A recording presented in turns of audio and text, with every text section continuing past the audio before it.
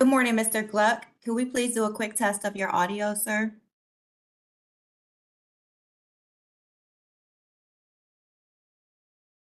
Mr. Gluck? Good morning. Good morning. Good morning. Everything sounds good. We just want to make sure your audio is okay. Thank you, Sure. sir.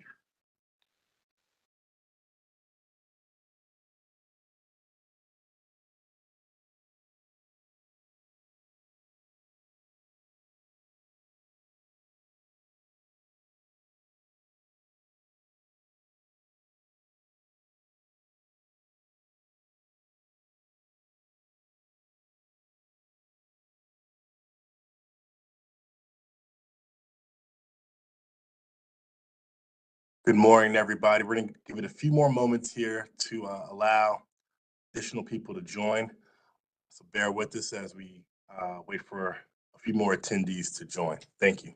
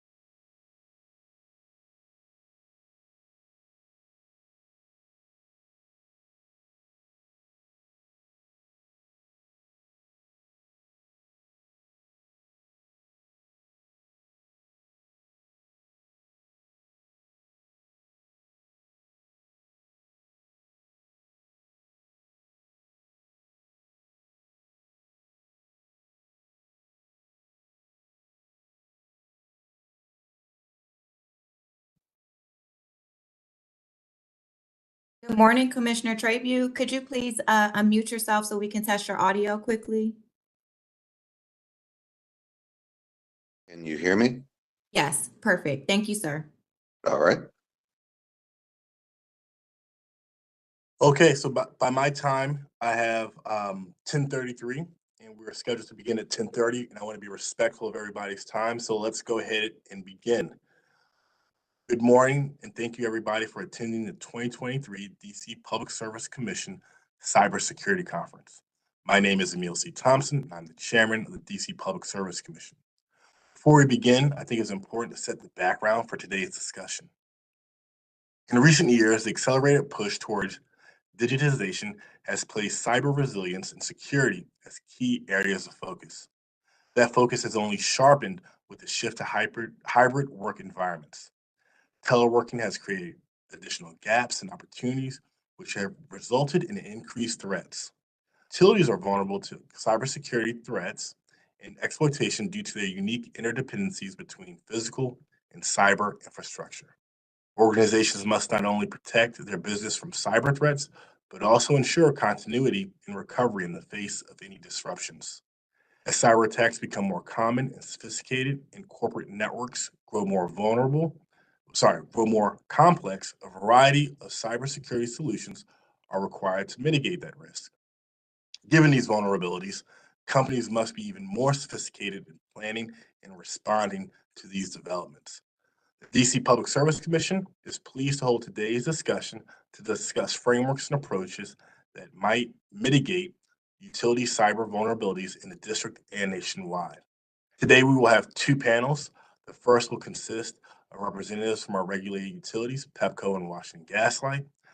The second panel will consist of our partners in the regional and national landscape, NERC, PJM, FERC, and American Gas Association. But before we go any further, I would like to give my fellow commissioners an opportunity to introduce themselves and provide any opening remarks. So first, I'll turn to Commissioner Trabue.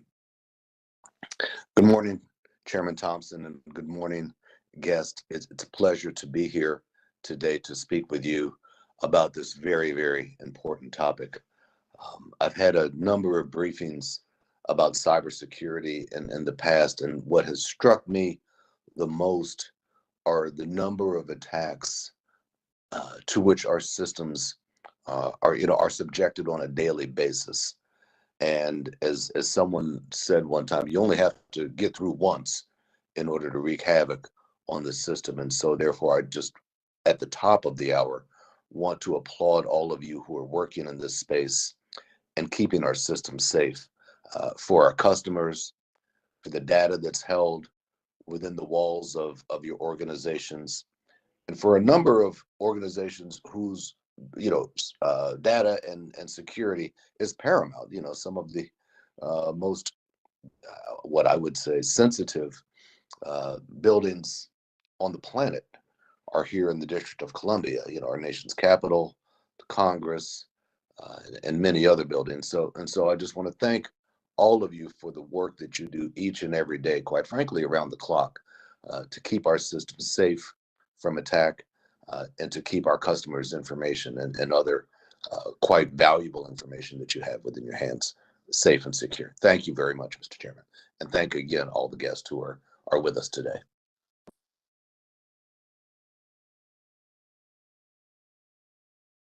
You're muted, Chairman. Thank you. Thank you for those comments, Commissioner Trabue. I think those are very timely and very on point, so thank you. At this time, we will now go to our first panel, and our first panel is going to be focused on our local utilities and how they are preparing for cybersecurity threats.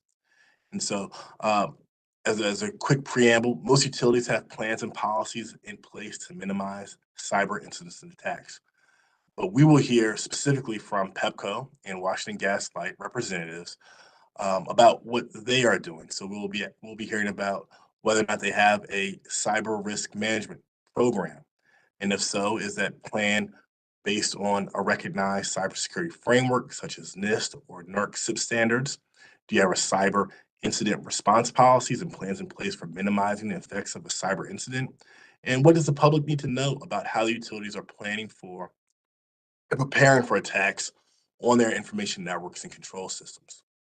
So first, presenting from PEPCO, we'll have Mr. David P. Bell. David is the Director of Cyber Defense Operations for Exelon Corporation. David provides strategic and operational leadership for Exelon's Cyber Defense Group, which is comprised of the following teams: digital forensics, insider threat, cyber intelligence, cyber systems engineering, and the JSOC. Presenting for Washington Gas and Light is Mr. Luke Sagu. Luke leads the enterprise cybersecurity operations team at the AltaGas group of companies, which includes Washington Gas, Simco, and Petrogas. His accountabilities include strategic cybersecurity planning, security operations, cyber incident response, threat intelligence, vulnerability management, and cyber awareness. Now, before we begin, just a few reminders. If you're not presenting or talking, please be sure to mute your microphone and turn off your video.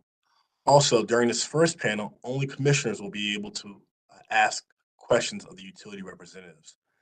The audience will be able to ask questions during the second panel. So without anything further, we'll now start with Mr. Bell and then hear from Mr. Sagu.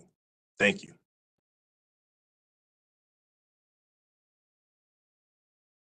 Thank you. Good morning. Again, my name is David Bell. I'm the Director of Cyber Defense at Exelon.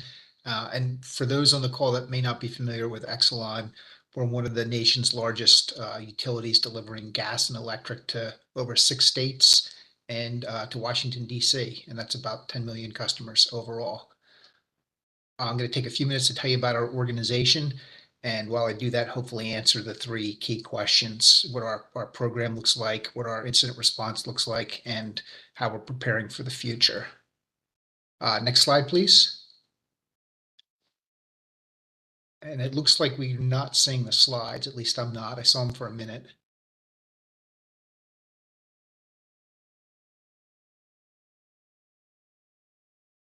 There we go. See. Thank you. Yeah, this isn't, I was going to say, this is not the deck that I sent over.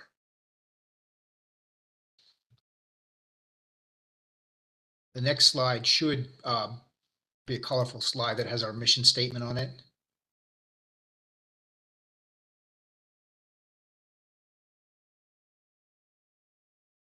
Can we keep going with the slides? If this is not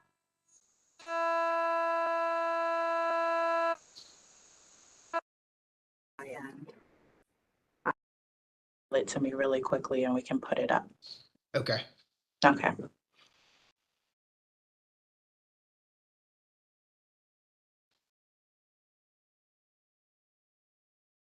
The deck I sent should be about 22 slides.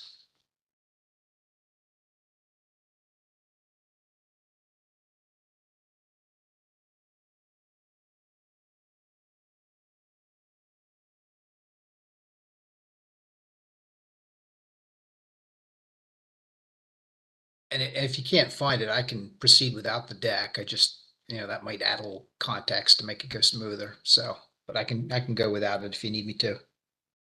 I tell you what, since we're having a little difficulty with that, why don't we switch to Mr. Sagoo next, and then by the time he finishes his presentation, we can have your correct presentation up.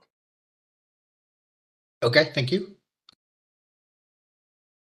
Sorry to put you in a spot, Mr. Sagoo. Oh, no worries at all. I'll wait for our pack to go up as well. It's great. I think everybody can see the slides now. So good morning to everyone. Appreciate the opportunity to speak with you today. I'm going to spend the start of the presentation on an overview of cyber threats to utilities. I'll move into how we leverage the NIST framework to protect our systems, as well as how we've set up our operating model for cybersecurity. And I'll end with walking you through our incident response process. So if we can move to the next slide.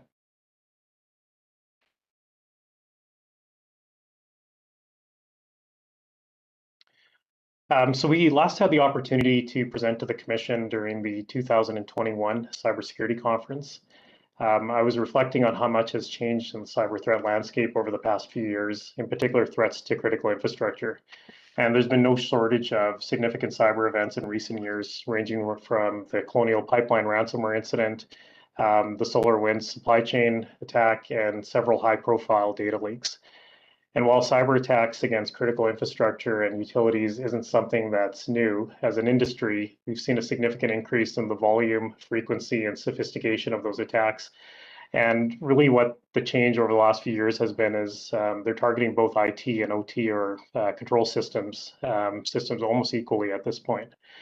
I want to highlight three important cyber threats impacting utilities that might be of interest to the Commission. So number one, and really no surprise here, there's been a major increase in cyber activity from nation-state actors trying to disrupt critical infrastructure. CISA tells us that China's hacking program is larger than every other nation combined. And our industry data tells us that since the start of the Russia and Ukraine war, there's been an increase of more than 300% in attacks originating from Russia and aimed at the US. And it doesn't appear that the scale or size of these attacks are going to be stopping anytime soon. Number two, hackers are becoming more sophisticated in how they're circumventing security systems and controls. We've noticed that phishing emails are becoming more difficult to identify. Social engineering tactics are moving towards more targeted and persistent attacks. They're using text, video, voice messages to trick end users. It's not just the traditional click on this link or open this attachment. We're seeing multiple different ways for attackers to try to compromise our systems. And finally, the velocity of new vulnerabilities from third parties is also increasing, and the attack surface through these supply chain attacks and compromises is larger than it ever has been before. So what this means is companies like ours need to understand not only the risks of our own assets, but we also need to know the risks of our key suppliers that connect into our systems and integrate into our systems as well. Move on to the next slide.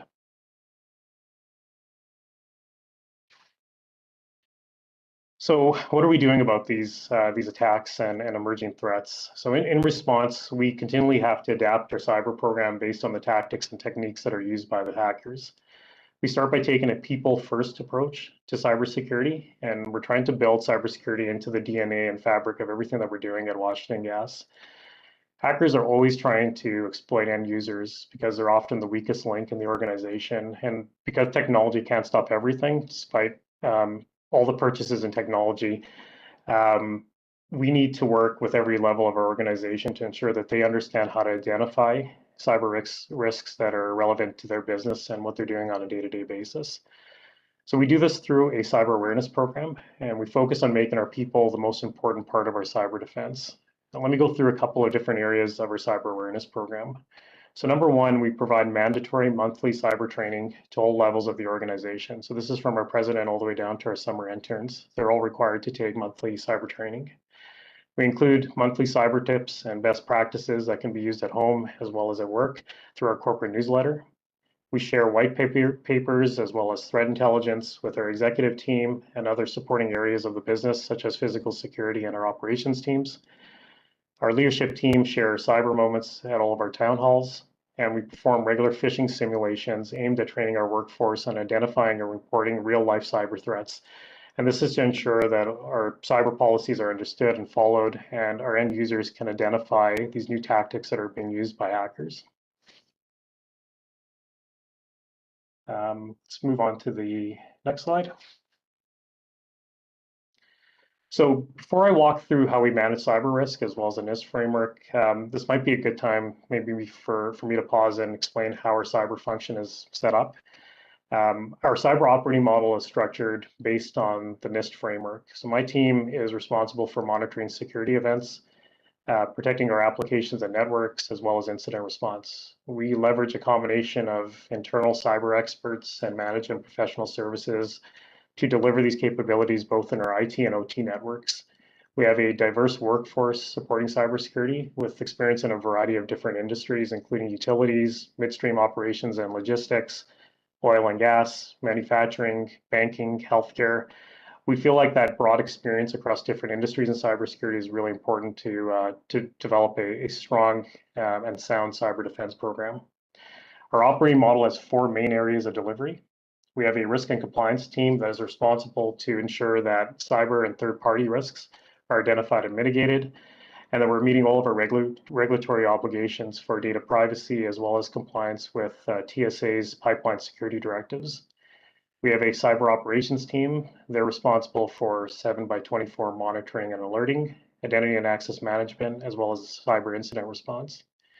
We have a vulnerability and threat management team who's responsible for ensuring that all of our systems are healthy and those systems are always being patched.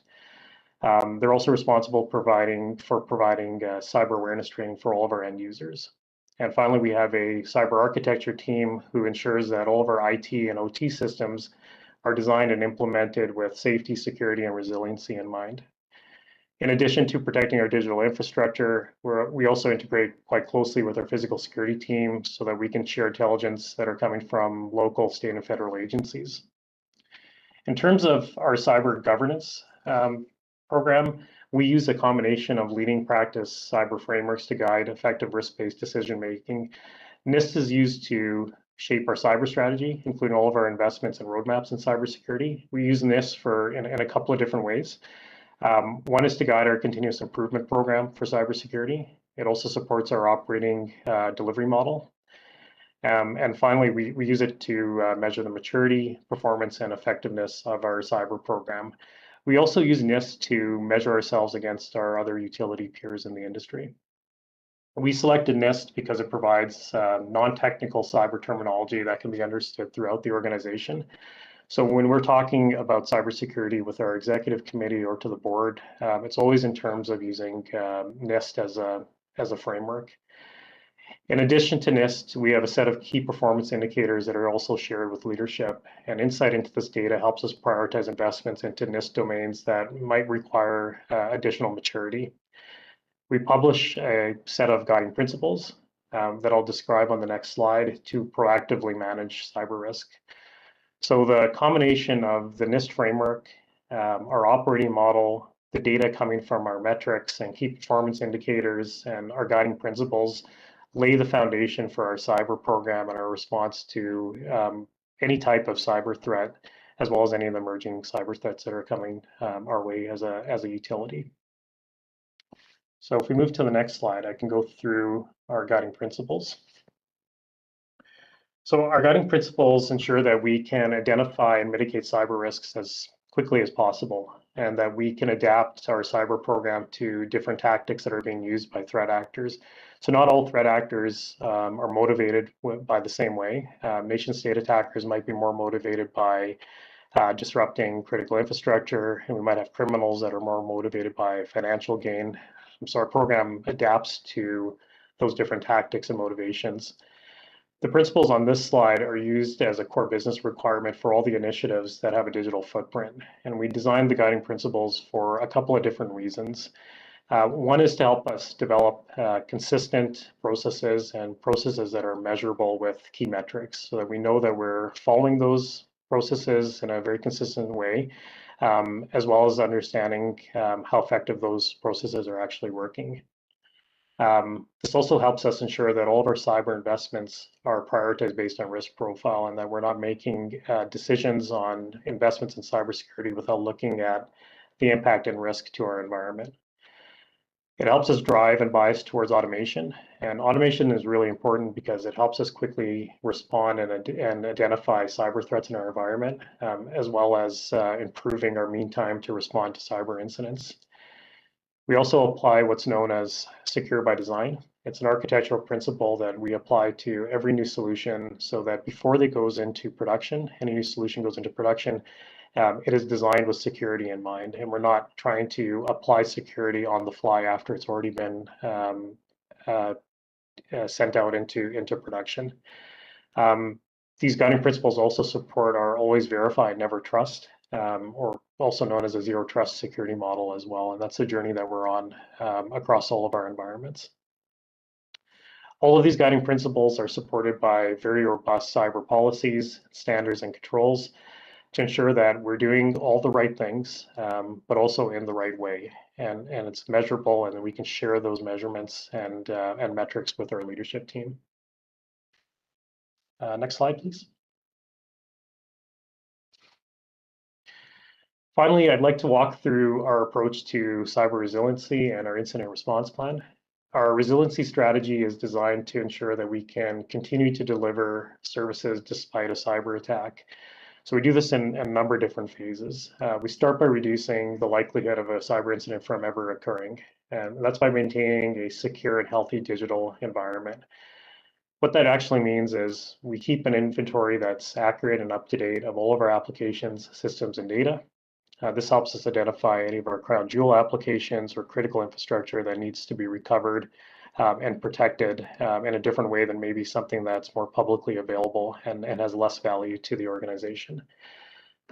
We secure all of our access to our networks through multi-factor authentication and other strong authentication methods. We try to modernize our infrastructure and applications, ensuring that there are less vulnerabilities in our environment, and when we do discover vulnerabilities, those are patched in a timely manner. And finally, we ensure that all levels of the organization is provided with cyber awareness training so they understand threats that are coming into our environment and how to identify and report them. The second phase of our resiliency program focuses on ensuring that our assets and networks are continually monitored. So that means that we monitor all of our key assets 7/24, our networks 7/24. And when we discover something, we're able to reduce the time from detection to containment so that we can quickly respond to a cyber incident. We're always going to be attacked, but the goal here is to ensure that our assets have the right monitoring in place, and then we can stand up our incident response team as needed. The final step in our strategy is really preparing the organization for a cyber incident. Despite all the technology and all the training that can be provided, there are still going to be periods of times where you're going to have to deal with an incident. So this means that we are testing and updating our incident response plan frequently. We're conducting regular tabletop exercises that include a cross-functional participation, including all of our executives. The testing allows us to build a muscle memory that's necessary for a real incident. So you don't want to be doing incident response on the fly. You want to have that muscle memory. You want to be running through multiple different scenarios beforehand. So then when you go through an actual incident, that muscle memory has already been built up and you have a solid plan that you can follow from start to finish. In terms of our cyber incident response plan, the plan itself includes detailed roles and responsibilities for key personnel and teams that are needed during an incident. We have detailed checklists of activities that need to be performed to assess, contain, and recover from an incident. We have internal and external communication paths that have been detailed and documented, as well as reporting obligations to regulators, TSA, and law enforcement, depending on the type of incident and the type of data that might be compromised. We also have quite a few workflows for specific types of cyber events, things like ransomware attacks or supply chain compromises that we follow depending on the type of cyber incident that we're dealing with.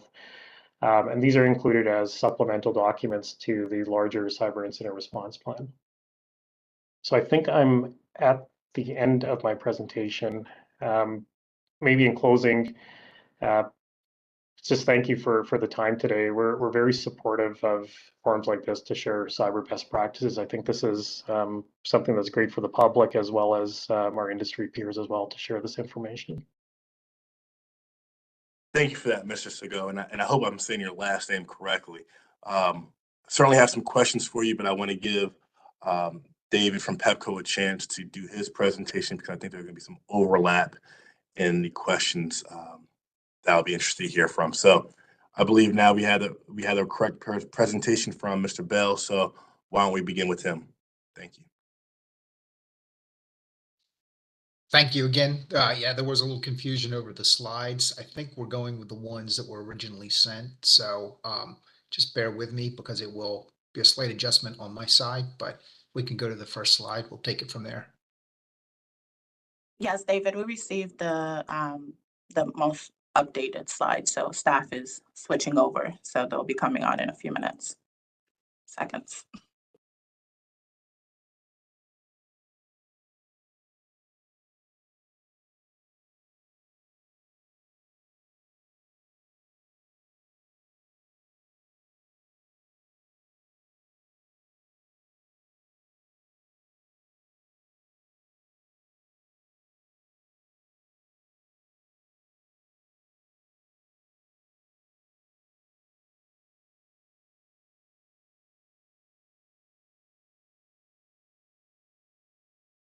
Thank you. Again, David Bell, Director of Cyber Defense Operations, and I covered who Exelon was. If we can go to the next slide.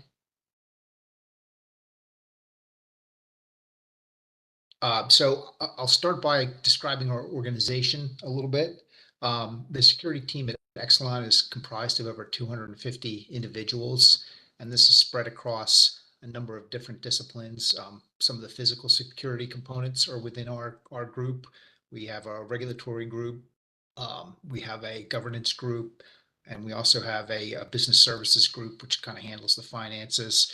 The organization that I oversee is the cyber defense group, and that's part of a larger cyber organization that includes several different groups that I'll get into shortly in the slides. Next slide, please. So I'll start by talking about our program a little bit. In the next slide, you'll see that we do have a number of different components to that.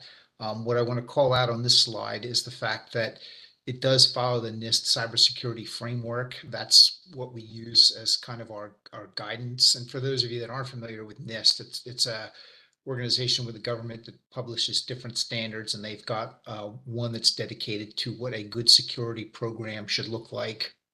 And that's what we've modeled the Exelon program after.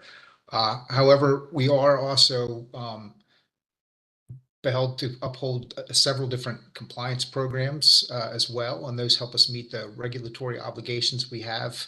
At the bottom of the slide, you see two of the most prominent ones, NERC-CIP, which is how the bulk electric system is governed, and then slightly newer is the TSA gas pipeline directives that have come out as a result of the Colonial Pipeline attack. This is a new set of standards, geared towards gas delivery assets and how those should be secured properly. So our program is modeled after NIST, but it is tailored to help us meet these two compliance obligations. Next slide, please. And here's a little bit more about our program. So there's 24 components to the program, which you can see listed on the bottom half of the slide. And just to touch on a few, in the center, network defense, that goes into how we should secure the network, secure the endpoints we have, the type of security tooling we use, et cetera.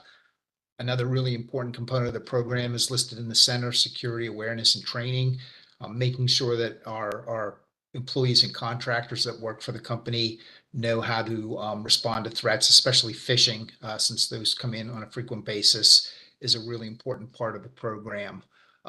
They also need to be trained on how to meet the different compliance obligations that we have. So that's an example of another one of the subcomponents to the program.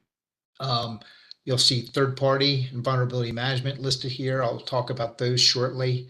And there's also information protection. That's an example of a subprogram that's geared towards making sure all the information we have is secured properly, or if we need to share it with an outside company, for example, a schematic for a construction project we're doing that is properly labeled and that information is secured correctly when it's given to the vendor we're working with. Next slide, please. So transitioning from our program, I'll talk a little bit more about the cyber group. The first one, again, is cyber defense operations. And I think you'll see some similarities with the teams here and what the previous speaker covered. But to go into detail, there's 6 teams within the cyber defense operations group. The first one is the insider threat team. They're focused on making sure that the 40,000 plus employees and contractors that we have are adhering to our policies and making sure that none of them are accidentally or, in a rare case, intentionally doing something that could put the corporation at risk. So that's the mission of the insider threat team.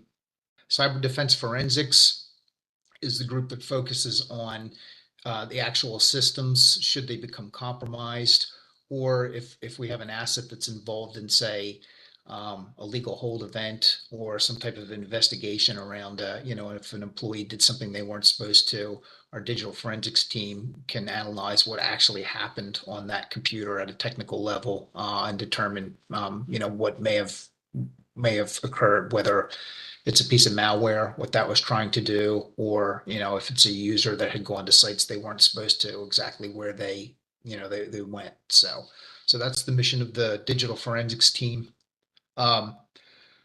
The next 2 groups are our 2 SOCs, Security Operations Center. One's focused on the corporate network, and the other one is focused on the industrial control network. For the corporate network, again, these are mainly the IT systems that group monitors, and it's broken into several sub-teams. The first one is basically our tier 1 folks. They monitor the alarms that come in. They communicate with our employees if they've received a phishing message, et cetera. Then tier 2 is the more experienced personnel. These are the folks that would serve as the core of the incident response team. If we did have some type of event, they're the ones that really kind of have the knowledge and experience to go deeper in on issues when something does look concerning, any of the alarms that come across. And a third team that's part of that SOC is our threat hunting team. These are the folks that are focused not so much on watching the alarms and responding to those day to day, but go out and look for potential signs of trouble elsewhere. That could take the form of doing a search across our network for a specific threat that we've learned about from our intel group. or it could be looking out on the dark web to find if there's any evidence of, the company's information being out there, or if there's discussions about an upcoming attack. Those are the type of things that the threat hunting group pursue. So, and again, moving on to the next one, the fourth item down, our industrial control SOC. This is the SOC that's focused specifically on monitoring the equipment that operates the electrical and gas infrastructure. And it's broken out for two reasons. One, that equipment is different in a lot of cases and needs to be managed differently. And the people, the IT folks and people within the business that manage those systems are different groups of people. So for that reason, we've got a SOC dedicated to that, but they also have a fairly high compliance requirement as well. So within their monitoring, they're also collecting evidence to make sure that we can meet all of our reporting obligations for our compliance program. The fifth group is the systems engineering team. These are the folks that support all of our security tooling, upgrade it, look for opportunities to improve it. And the final team you see listed as our cyber intelligence team. We have an intelligence-driven program, meaning we tailor our defenses to the threat actors we know that are targeting the energy space, or maybe our company in particular. So that's a big part of what the cyber intel group does, is just stays abreast of all the breaking news that's out in the world, so we can tailor our defenses. They're also the group that's primarily responsible for working with our government contacts and making sure that we disseminate that information correctly across our organization. Next slide. A few other areas within cyber I'll touch on briefly. One is our architecture group. Several subgroups here. One is the actual architects themselves that make sure that any solutions coming into the company are secured correctly. And if we can go to the next slide. Another key team on that group is our vulnerability management team. This is the team that will scan all the software in our environment to make sure that it is secure, the appropriate patches are being applied to it. They also have a process for escalating patches. If a patch has just been put out by a vendor, say Microsoft, and we know that it's already being exploited out in the wild, they'll work with IT to go ahead and escalate those patches so that they get applied as quickly as possible to meet the threat instead of the normal 30 or 45-day cycles. And last but not least, they also lead up the red teaming. This is where either members on that team, or sometimes we'll use vendors to help us. We'll try and break into our network to help identify any weaknesses so we can address them ourselves before somebody on the outside finds the vulnerability. Next slide.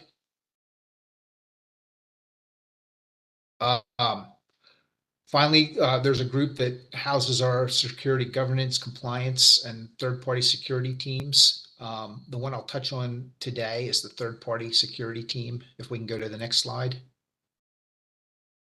And probably much like everyone else, what we've noticed over the last few years is a drastic increase in every company getting hit. But in a lot of cases, smaller companies are being targeted because they're either harder to protect, they don't have as robust as a security team, or maybe they don't have as much funding for security, or they may be targeted as a means to an end, meaning, if a supplier can be compromised, that's a way of getting into a more significant target like Exelon. So we see about one of these events a week now where we have a vendor that's been compromised, and the third party team is responsible for coordinating our effort across the company to respond to that.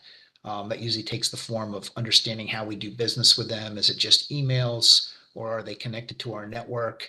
And then we react to that to mitigate the threat until the vendor can tell us that they're all clear. Next slide.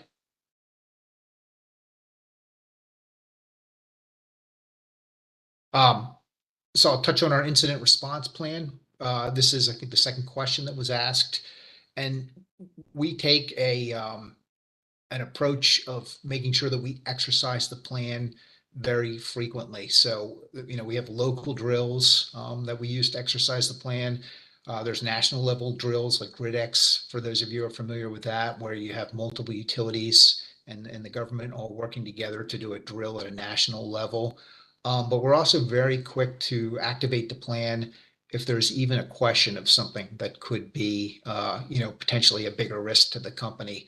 We'll stand up the incident response teams. It pulls, experts from across the company to make sure that we can truly diagnose what may be happening in an event and, and contain it quickly if needed, and similar activities. And if you go to the next slide, I think I have a few more examples on this. So for our plan, we have several different aspects to it. The very top right box you see, that's our security incident response team in that case that's called out. They'll react if it's more of a cyber issue, say like a piece of malware that's gotten onto a desktop, or if a threat actor ever did get into the network. They'll form the technical response there. The middle block, the ERO, or Emergency Response Organization, that's geared more towards an event where there could be a business impact, but it's not necessarily an event with one of our systems. So the great example there is the third-party vendors scenario we just talked about, where we may have a vendor that we've entrusted to do certain pieces of work for us, and that vendor goes offline. We quickly need to mobilize the business resources in our company to make sure that we can react to the loss of that service until that vendor can remediate what the issue is. And again, we see about one a week of those right now. So we activate that group pretty frequently. And last but not least is our crisis management team. That's the executive level response if we ever have an event that's large enough that it needs a corporate-wide response. And just as an example, I think the last time that was activated was at the beginning of the pandemic, when we needed to send everyone home and make sure that we can continue operating, under the pandemic conditions. And I think that's the end of the slide. The last question I know was, what are we doing to prepare for the future? In essence, it's I guess a continual review of all of the programs and all of the teams that we just discussed here. We operate on a principle of continuous improvement, so we're always looking for ways to enhance those, or maybe reconfigure if a new threat has come to light. Like the third-party team, for example, is something that's only been created in the last couple of years because of the rise in activity there. And the second big way we do it is just to continue to invest money where needed. The best example of that is growing our security program out in the OT space. More and more equipment's becoming network connected over time, and at a pretty rapid pace. I think we've even seen this in our homes, where every new appliance, for example, is network connected. So we're investing millions over the next 5 years to make sure that we've got the right tooling and the right people to continue to secure that new environment as it grows. And that's it for my presentation. Welcome to answer any questions that any of you might have. Thank you for that, Mr. Bell. I certainly appreciate that presentation as well. One of the questions that came to mind for me, and both of you touched on it, but I'd like to go a little bit further in this, is discuss the vulnerabilities that are created by connecting to third-party vendors, whether it's through billing or actual infrastructure. And I'd love to hear from each of you some of the things you're doing in that space to really mitigate those vulnerabilities, and how, you know, what standards are you requiring of them, and things of that nature. Sure. Yeah, I can take a first crack at it. That, as I touched on, we spent an incredible amount of energy there over the last couple of years. So part of the energy is on the proactive side, where when we onboard a new vendor, we process a security assessment from them. We ask them about their program to make sure that they have a decent program, and if there's any gaps in it, there's a analysis to see how they can close those gaps. As part of the ongoing business we do with them. So that review happens every 2 years to make sure that the vendors are maintaining a good process. But anyone can be impacted, so that brings us to our response when that does happen. And again, we pretty much quickly review the business that we give them and then look how we can best mitigate the fact that it's down. So if it's simply email that we use to conduct business, then we'll scan all those with extra vigilance as they're coming in to make sure that they weren't compromised to try and sneak in a threat that way, which is pretty common via the email system. If it's network connected, we'll either deploy extra monitoring on that network connection, or more often we'll actually disconnect it until they're fully remediated. And that can have a pretty significant impact on our business operations, but that's all part of that mobilization of the ERO team to figure out how we can conduct business in a different manner until it's safe to resume normal network communications. Maybe I'll add on to that. Our processes are actually quite similar. I think for us, it's having an inventory of our key suppliers and documenting what type of data and connectivity that they have into our environment. So that helps us from a prioritization perspective, or how much risk we're taking on with a specific third party. Our supply chain team, we work closely with them to ensure that we have very sound standards as it relates to cybersecurity. We ask for third-party certifications to ensure that we have an independent view of how protected their environments are. We have automated software that we load in our third parties to get an understanding if they've had a breach recently, and what that impact means to our company as well. I think longer term, some of the work that CISA is doing around, I think they call it secure by design and secure by default, is really going to help in this area. And the idea behind that is it puts a little bit more onus on the third parties to make sure that they have very well protected and secure software, so that when companies purchase those softwares, or individuals purchase that type of software, it's designed with security in mind, and it's configured with security in mind. And I think that's going to help us as an industry as well.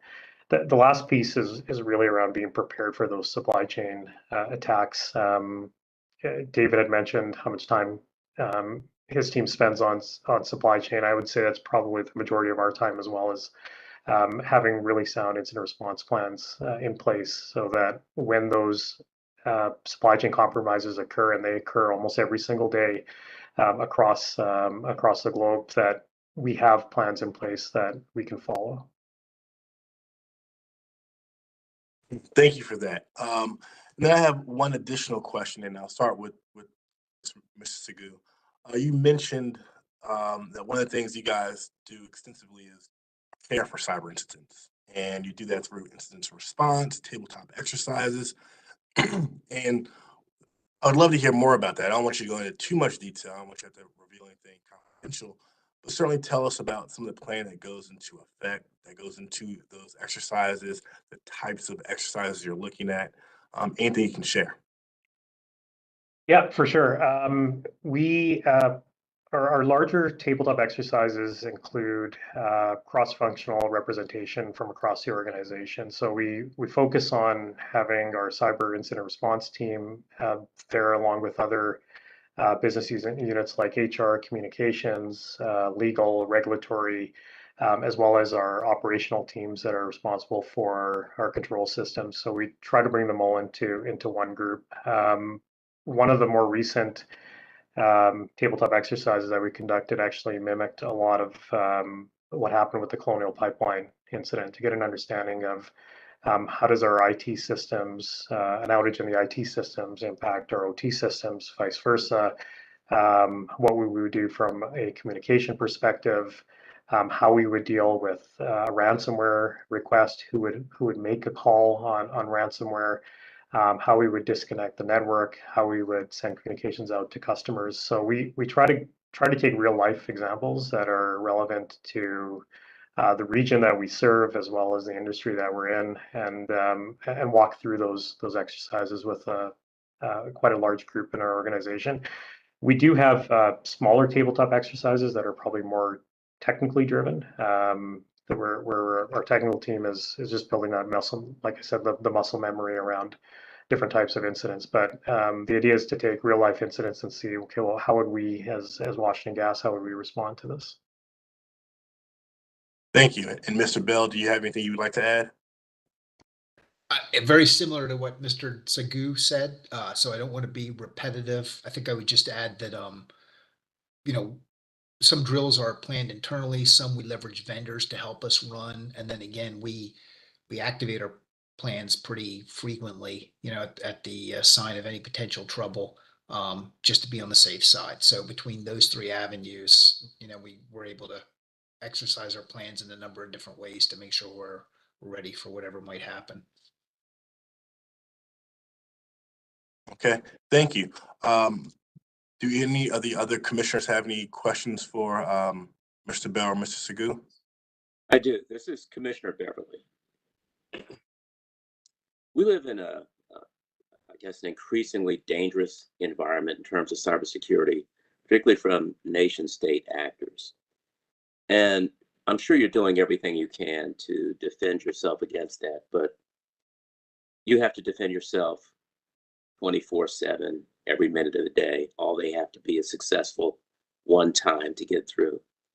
And so I'd like to, I'm not going to ask you specifically how you deal with everything because this isn't the place to do that, but I'd like to know what, if anything, do you need from the commission to either help you meet that task or prepare our communities to deal with the consequences of a possible breach in an emergency situation.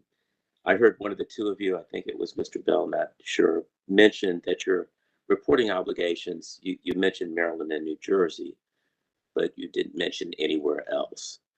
So I'd like to understand, is there something that we can do to help you do this? I don't think it's helpful for you to have reporting obligations that are different in every jurisdiction. So I'm perfectly willing to mesh whatever we do into what others are doing so you're not making busy work. But if there's something the commission can do, if it's a question of alerting consumers, if it's a question of what we need to do in terms of our reporting obligations or anything that helps you better meet this, I think, a tremendous obligation that your companies have to protect our cyber system. That's a great question. I'll take a first pass at it, if that's okay. I think I'd say three things, and you hit on the first one already. There's already a fair amount of regulation and reporting requirements, and there's more and more regulation coming, you know, with TSA gas being one example, and some of the recent executive orders out of the White House. The more we can develop a common standard across all of those, I think the better off we'll all be. Because sometimes a new piece of regulation will come out and the language is maybe different, and it has different reporting requirements, different evidence requirements for the you know, for the actual audits that occur. If we could get to one standard that everyone agreed kind of addresses the biggest concerns, that would make life easy for all of us. And then the second one, and I'll confess that this isn't my area of expertise, but if there's any way we can include security costs in rate recovery, that would probably help. Just so it's clear that the, you know, the money is being allocated the way everyone would expect it to be. But again, I know there's people that know a lot more about rate recovery than I do. I just know that with more and more solutions moving to the cloud, having the right type of funding is key there. So that'd be the second thing I would call out. And as far as preparing our communities, there's always the chance that a really bad day comes. I would liken it to just the storm. I think, you know, the government puts out information to our communities about having the right amount of food and water to ride out an issue. If there were a big cyber attack on the grid, I believe we've got the assets and the people to recover. It may not be instantly. So just as a bad weather event might knock out electricity for an area, the more our population can be prepared for that, so that there's time for the recovery, I think the better off we'd all be. So those are my three thoughts. Maybe this is a really timely question because we internally we were talking about all of our reporting obligations, and I think consistency around what needs to be reported, how it is reported, the timelines necessary to report. If there can be consistency across states and perhaps nationally, that would help. You can imagine if you're going through a major cyber incident, having to report 2-3 different states in different ways and different timelines, how stressful and pressure filled incident responses during that time. So having a consistent way to report that's not overly burdensome and has consistent timelines, I think is really important. I would say number two, probably a lot more threat intel sharing, both from government as well as within the industry. I think there's still a perception of fear when you're sharing threat intelligence, but I think that's really important. Obviously, for cyber teams, it's important, but I think it's also important for the communities to understand what types of threats are coming from nation states and what would that actually mean if we had a major incident resulting from a nation state attack. So I think the lessons learned from that threat intelligence and sharing that to a more broader audience, including customers, would be really, really important. I know with our training internally, what really hits home is when we're talking about threats that are relevant to our employees at home. They're talking to their own children about cyber risks, so that tie-in into here's what could happen with critical infrastructure, but here's what can happen at home would be important. And maybe a third piece is maybe more incentivized reporting. Right now, it's probably overburdened with compliance requirements on the reporting, but if there can be some sort of value back to the industry on reporting incidents and reporting what they're seeing in the environment and sharing that, that would be probably helpful for everyone.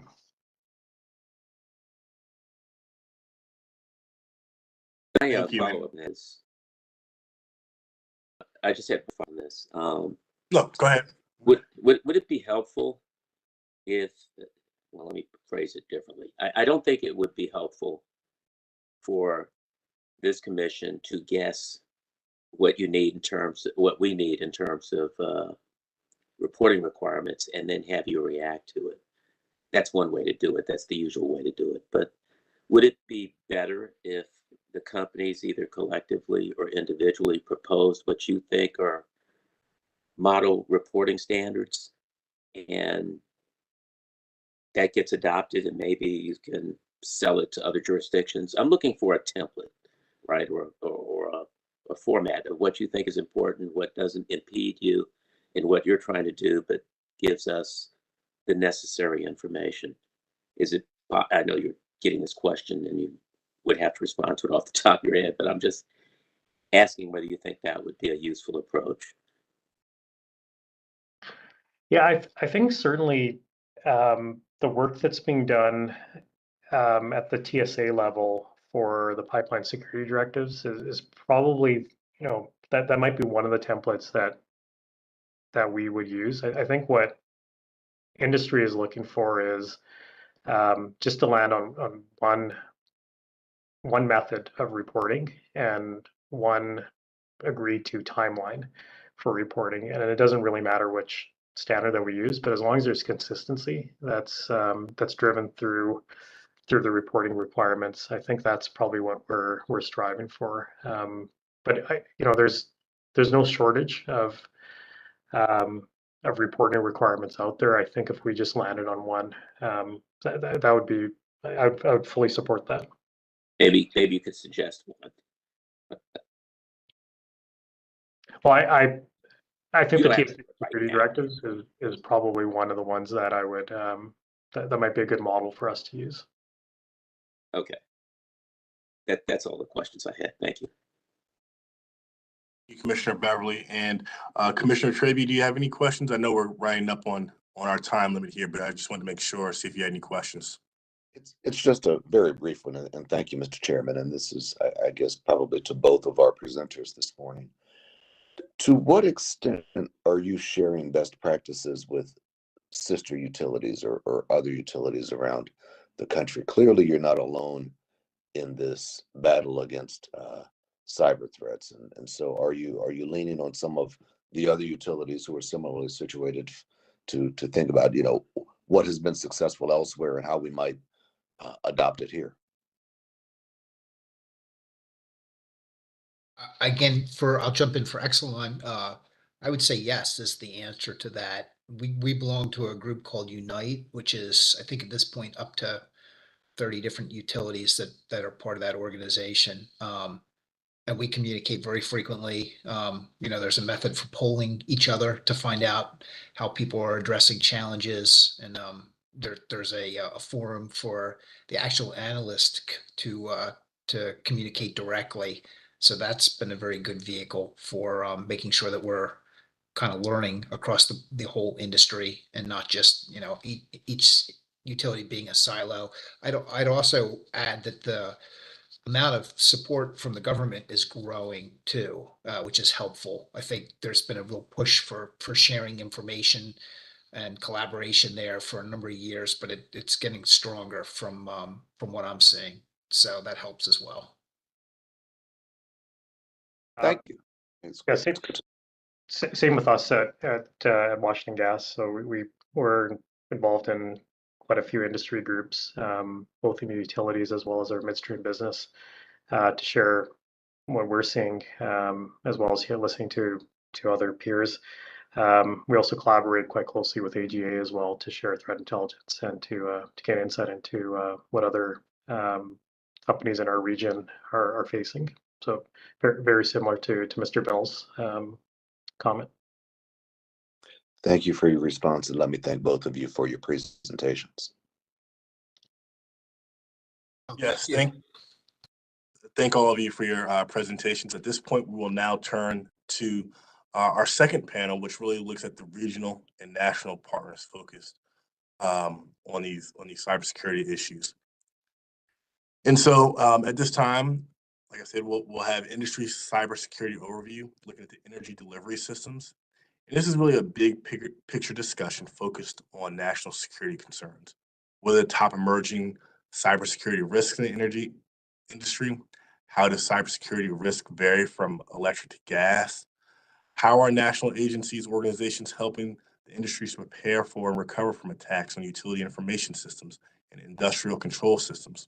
What can we do better in the future? So we have representatives from 4 organizations: NERC, PJM, FERC, and the American Gas Association. Presenting for NERC, we have Matthew Duncan. Matthew manages the Electricity Information and Analysis Center, whose mission is to inform industry security decision makers. For PJM, we have Jim Gluck. Jim is the Director of Enterprise Information Security. In his role as Director, Jim oversees PJM cybersecurity architecture and engineering, as well as policies, procedures, and programs supporting cybersecurity across the enterprise. For FERC, we have Joseph McClelland. Joseph is the Director of the Office of Energy Infrastructure Security. The OEIS provides FERC with leadership expertise and assistance to identify, communicate, and seek comprehensive solutions to potential risks to FERC jurisdictional facilities from cyber attacks and such physical threats as electromagnetic pulses. And then for the American Gas Association, we have Kimberly Denbo. Kim is the Vice President of Security and Operations, which includes oversight of the Cybersecurity Strategy and Regulatory Action Committee. In addition, Kim built AGA's cyber and physical security program and helped stand up the downstream natural gas information sharing and analysis center. Before we begin, just again a few quick notes. During the presentations, if you're not presenting, please turn off your camera and mute your video. After the conclusion of all presentations, the audience will be allowed to ask questions. I would ask that our panelists during the question and answer portion of the discussion have their pictures up if their video on, so that people can see them. If you want to ask a question, raise your hand, and I will certainly call on you. So, and then once I call on you, please introduce yourself and state your organization. So without any further, let's begin with Mr. Duncan.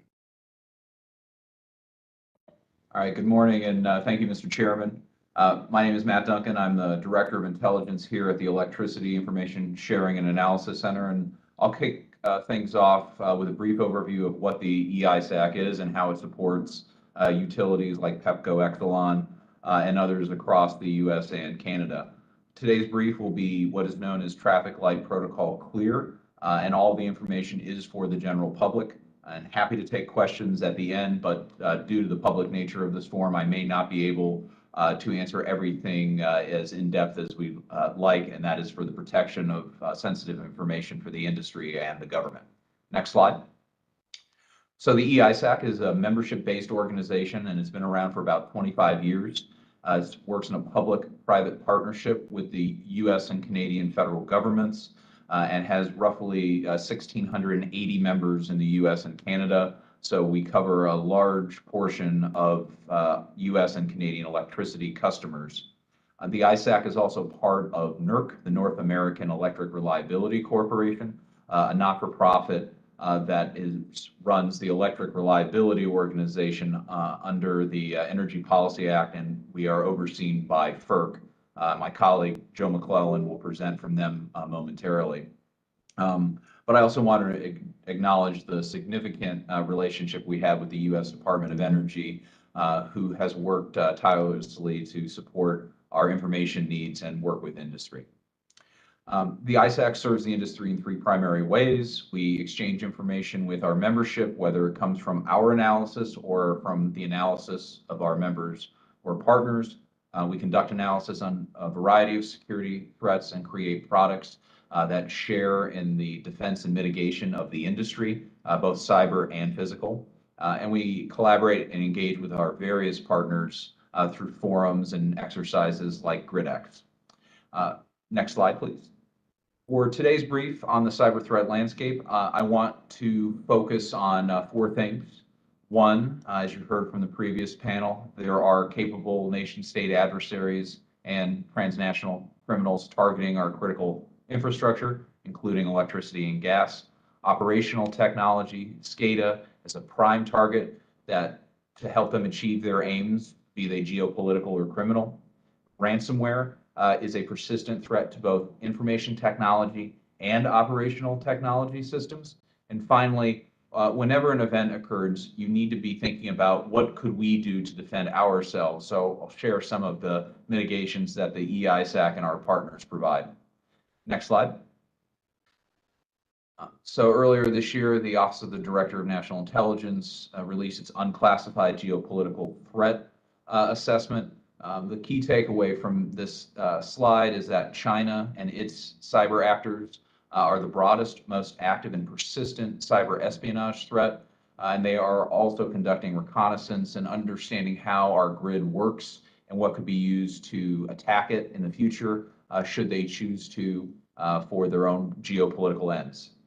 Similar to Russia, they remain a top cyber threat. And beyond the espionage and influence, they demonstrated the ability to attack utilities around the world, most notably in Ukraine in 2015, 2016, and 2022, as well as the Saudi petrochemical refinery in 2017 with the Triton Trisis malware that actually disabled safety systems, causing a physical event. So you see the crossover of a cyber event to a physical event and the challenges that presents to the industry.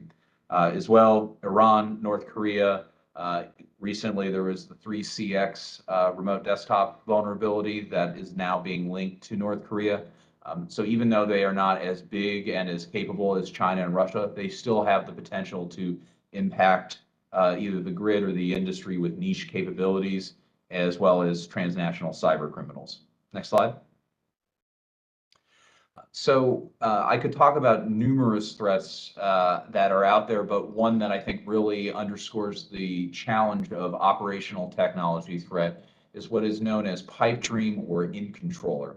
This was a malware tool that was discovered last year by partners at Dragos and Mandiant, two leading cybersecurity firms.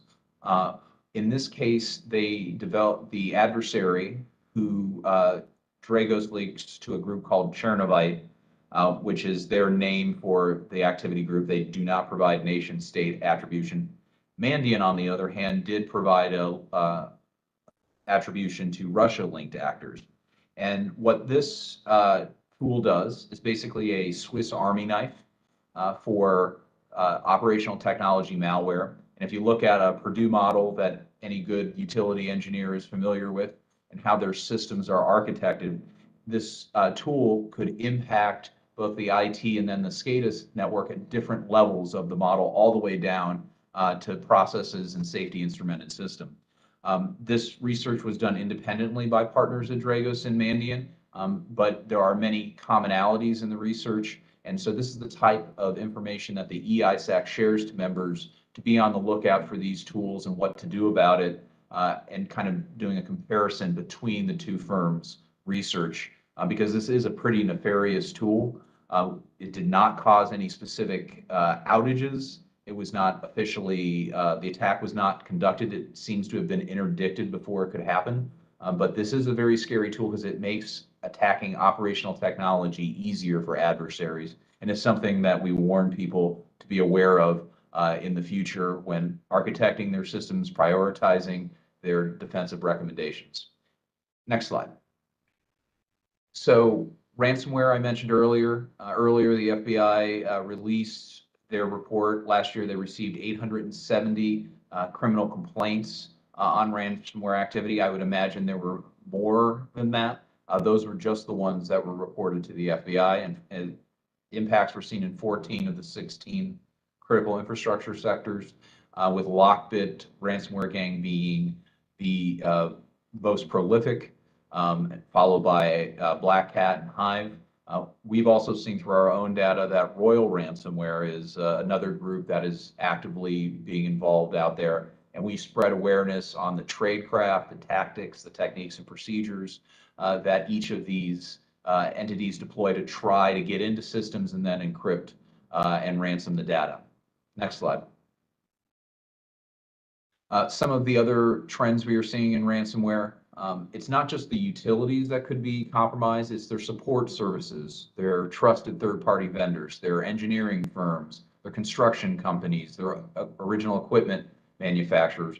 These are all public cases that have occurred within the last 6 months of critical vendors in the supply chain being impacted, having their data, sensitive data, potentially customer data, exfiltrated.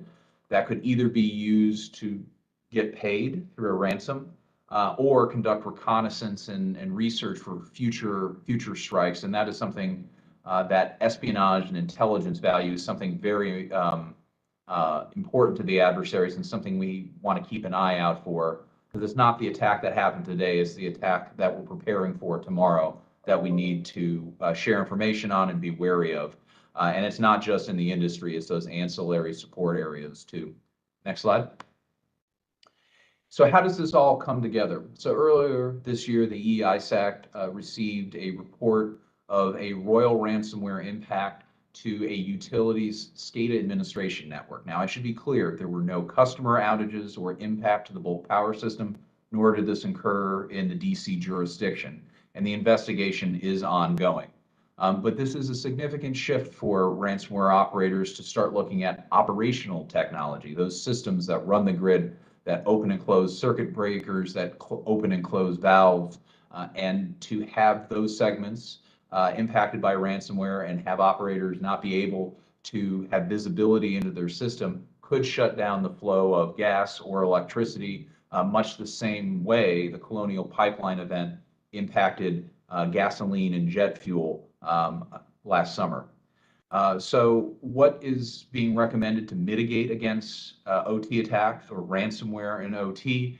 Well, it's the same types of things that we recommend through NERC standards, the TSA directive and others. It's segmenting those IT and OT networks, disabling non-essential connectivity, having good internal network security monitoring so you can see what is transversing the most critical systems, drilling and exercising those. I mentioned GridX earlier, which is our biennial exercise that's done continent-wide in North America, and a number of utilities participate in that. Perhaps you could use a ransomware scenario as part of that drill, making sure that the only appropriate remote access is being allowed, managing your vulnerabilities and patching appropriately, which we know in operational technology is difficult given the maintenance cycles of generators and transformers and other critical equipment. Just making sure that that is appropriately patched or mitigated when new vulnerabilities come out. Because unfortunately, folks really worry about those exciting zero-day vulnerabilities, but the most exploded vulnerabilities are those legacy vulnerabilities that have been around for years or in some cases decades. And that is increasingly the vulnerability of choice by adversaries like China. They pick low-hanging fruit, which is why having good foundational standards and reporting around patching is important. Making sure backups are functional and tested, and leveraging the various resources out there, including CISA's recent Stop Ransomware resources to help utilities not only defend against ransomware, but how do you mitigate, recover, and respond. Next slide. Other things that we tell utilities and our membership to do. One is, of course, to join the Electricity ISAC. It is open to all asset owners and operators in North America, as well as select partners in government, federal, state, local, and provincial. We also encourage folks to follow the Shields Up posture that was adopted last year at the advent of the Ukraine invasion.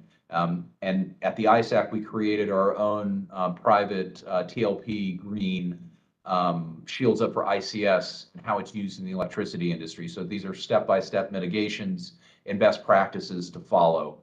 And of course, we always recommend the good controls out there put out by the folks at the Center for Internet Security, the CIS controls version 8. It's basic, it's fundamental, but it is necessary to establish a good foundation of defense. Encourage folks to invest in internal network security monitoring for operational technology especially, and then finally to participate in exercises. Last slide, next slide. And from the EISAC in particular, this is a list of the various products and services that we have. A couple things I want to point out. When something big hits, like a solar winds or the Russia invasion, Ukraine, we put out all points bulletins letting the industry know of all the things that are going on right now. This is the most important thing to pay attention to. That can be released within hours. Our 24/7 watch operations team does an excellent job monitoring the dark web and criminal forums, conducting vulnerability searches on Shodan to make sure all gaps are plugged on systems proactively. We, of course, have our cybersecurity risk information sharing program in partnership with the Department of Energy that provides some sensing and detection, as well as government enrichment of malicious cyber behavior, a further defense that we put in place for the industry, as well as a variety of workshops, threat assessments, and reports that the EISAC puts out. I'll be happy to take questions at the end of the other panelist briefing. I thank the chairman and the commissioners for their time this morning. Thank you, Mr. Duncan. At this point, we'll go to Mr. Gluck.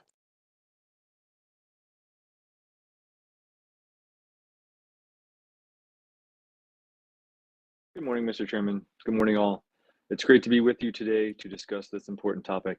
My name is Jim Gluck. I'm the Director of Enterprise Information Security at PJM Interconnection, and I'm happy to be here to tell you a bit about how we manage cyber risk at PJM. Just give it a moment for the slides to come up. Next slide, please. So I'll spend a moment just telling you a bit about PJM and the grid that we run. In the early days of managing the grid, there weren't high-powered computers. Operators managed the grid using frequency gauges, telephones, teletypes, the equipment you see on the screen here, to stay connected with one another in order to balance generation and transmission in the region. Next slide, please. Certainly things are vastly different today. Nowadays, managing the grid is a highly technical requirement, powerful systems that constantly take in data about our grid and make recommendations about actions to take. Displays and alerts provide situational awareness to the status of generation and transmission, weather, and other necessary information. Next slide, please.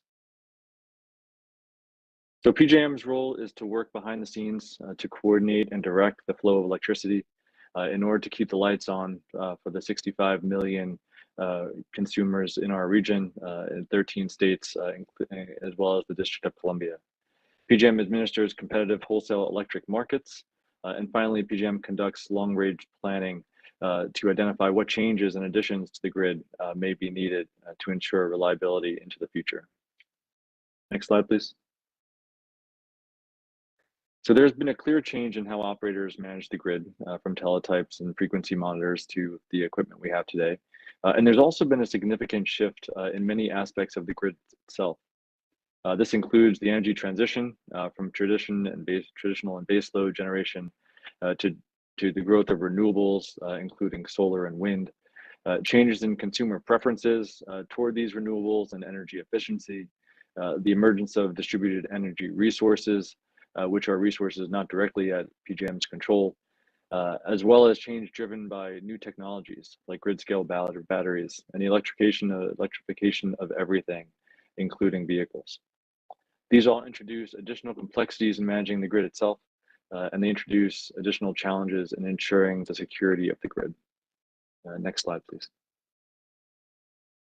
So as you've heard from many of the prior speakers, there are many threats that face all of our companies individually, as well as the grid itself. And managing the grid today is not just what it takes to manage the grid, it's managing all of these cybersecurity threats and having mechanisms in place to protect PJM should any of these threats be realized. You can't go a day without really reading about an attack in the press, something that's been conducted by a nation state or another threat actor. And these threats are 24/7. They come every day. And it really is a full-time effort to ensure that we are staying as best we can ahead of the threat actors themselves. The threats to the security of our systems are at every turn. To highlight a few of them that you see on the screen, phishing and ransomware are substantial risks. It takes one user to click on a phishing link to enable an attacker to gain a foothold into the system.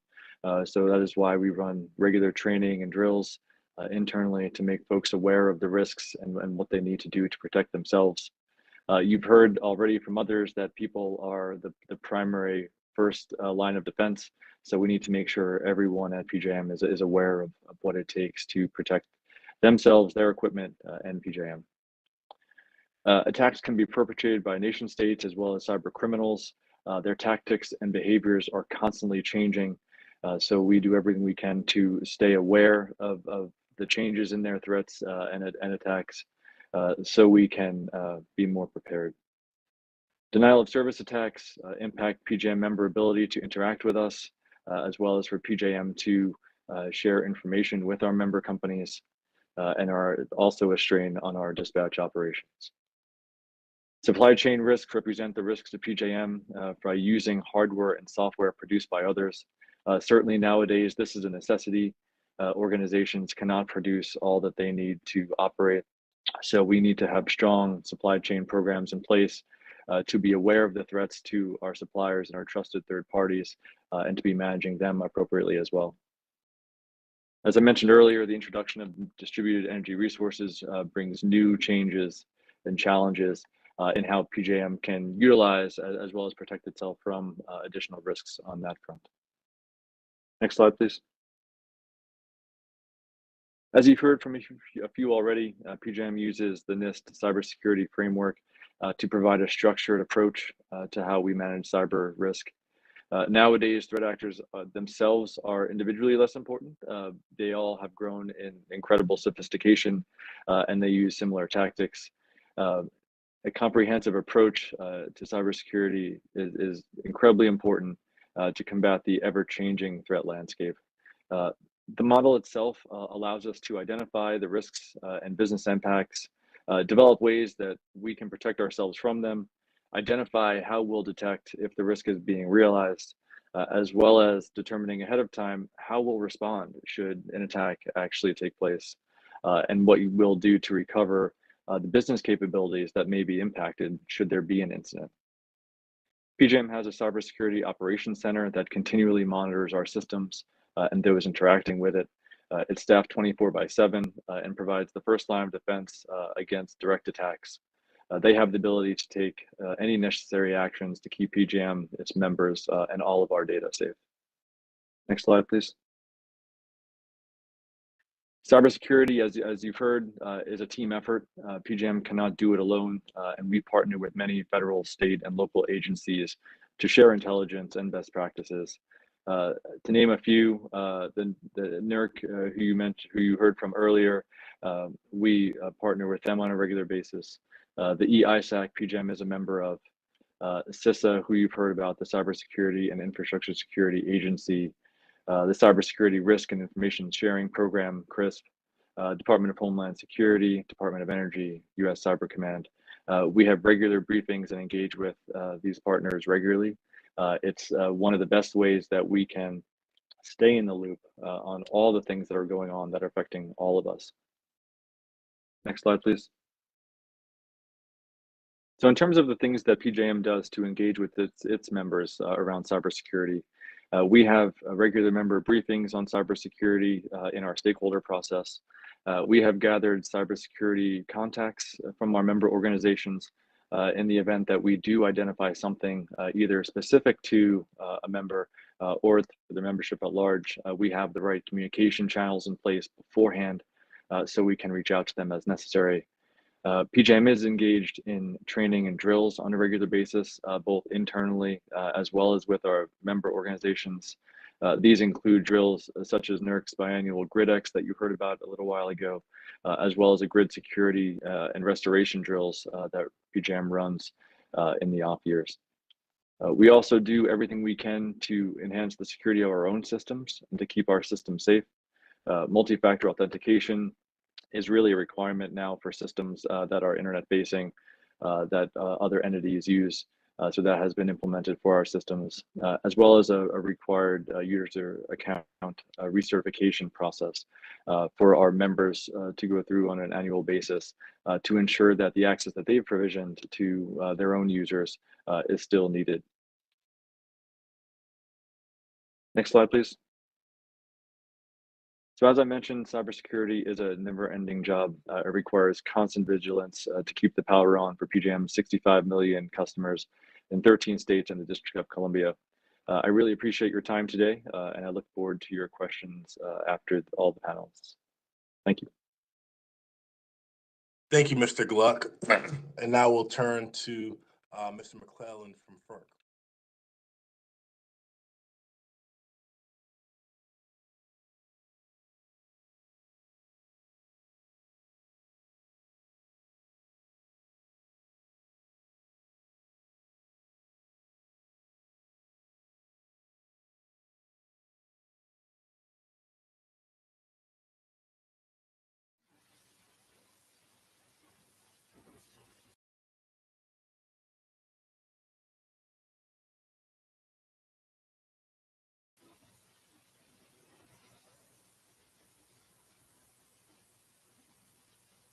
Mr. McClellan, we're getting some feedback from your microphone. Are you able to hear us?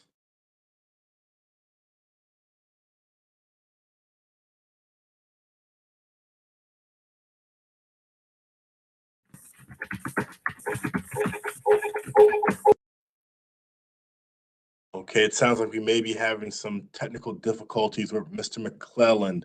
I tell you what, let's go to Ms. Denbow, and I will come back to him next. Ms. Denbow, are you okay to present now? I am available. Can you hear me okay? Yes. Okay, super. All right, so I'm with the American Gas Association, AGA. AGA represents more than 200 local energy companies committed to the safe and reliable delivery of clean natural gas to more than 73 million customers throughout the nation. I've been with AGA for over 25 years now, over which time I've helped stand up and presently lead the AGA Physical and Cybersecurity Program, and as you stated, the Downstream Natural Gas Information Sharing and Analysis Center known as the DNG ISAC. We work very closely with the EISAC, so Matt Duncan and I coordinate a great deal. What you see on this slide is a natural gas value chain and a graphical depiction of a molecule of methane. Note, this is not actual size. This is not the real size of a molecule of methane compared to the actual natural gas pipeline system. Methane is the primary component of natural gas, which is why we often hear the two words used interchangeably, methane and natural gas, interchangeably in energy circles. There are two distinct components of the natural gas system, the pipeline infrastructure and the natural gas molecule. The natural gas system is depicted as a series of physical assets that transport natural gas molecules through the pipelines from the source of production at the wellhead to the end users, which include residential, commercial, and large volume industrial customers, such as natural gas utilities, and in this case, Washington Gas Light. Mostly underground, America's 2.5 million mile natural gas pipeline network is the safest form of energy delivery in the country and has a limited number of disruption points with any potential for cascading operational consequences. The natural gas molecule travels at about 20 miles per hour through the pipeline system, about the speed of a healthy bicyclist, and has characteristics that make it an inherently flexible fuel. For example, a physical property of natural gas known as compressibility allows for additional volume of gas molecules to be packed into the pipeline, providing a flexible buffer of stored energy in the pipeline system that can be used to balance short-term needs. Just like how an elevator has a capacity limit, the volume of gas in the pipeline is limited by the pressure permitted by federal pipeline safety regulations and is based on the engineering of pipeline design and construction material. Control systems help monitor and in some cases operate the pipelines and their components to move the gas safely and reliably. Highly trained pipeline operators manage the flow of the slowly moving natural gas molecules and adjust operations as needed. Natural gas delivery systems are mechanical by nature and can be operated manually if necessary. In general, the natural gas system remains largely non-electronic, and most electronics have mechanical failsafes. Further, overpressure protection devices are layered onto the pipeline system to prevent internal gas pressure from threatening the pipeline's integrity. Another factor contributing to the reliability and resilience of natural gas pipelines is that few pipelines in the U.S. are single source. Most have multiple, if not hundreds, of interconnects and supply source points. Outages are extremely rare and localized when they do occur, and they only occur rarely because of the interconnected nature of the transportation network. Envision it as the interconnectedness of the roads in DC. Natural gas utilities plan for and design to the peak demand day and use a portfolio of mechanisms to ensure customers receive gas. Guided by past experience and regulatory oversight, the utility plans natural gas deliveries on a daily, weekly, monthly, and seasonal basis by matching supply resources to forecasted demand and preparing for design day conditions.